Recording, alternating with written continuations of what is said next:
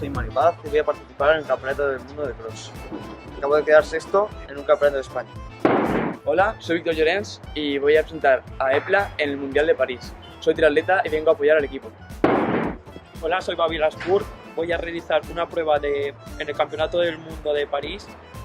Soy corredor de trail y voy a realizar esta prueba de cross.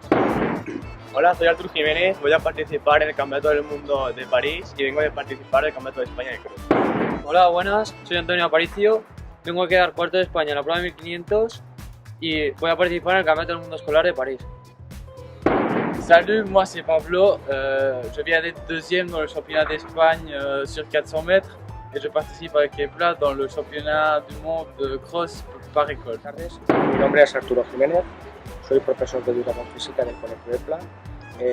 Vamos con mucha ilusión a París al Campeonato Mundial de Cross y esperanza de poder lograr objetivos deportivos los más altos posibles. Hola, soy Eduardo Gómez, soy el entrenador del Club de Atletismo de EPLA, de Deia, equipo que se ha clasificado para participar representando a España en el Campeonato del Mundo de Cross Escolar de la International School Federation, y vamos a París con mucha ilusión y con ganas de poder hacer un gran papel.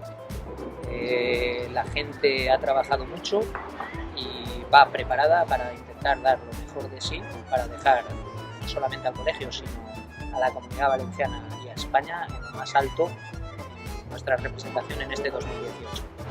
Un guayón en París. ¡Nos vemos en París!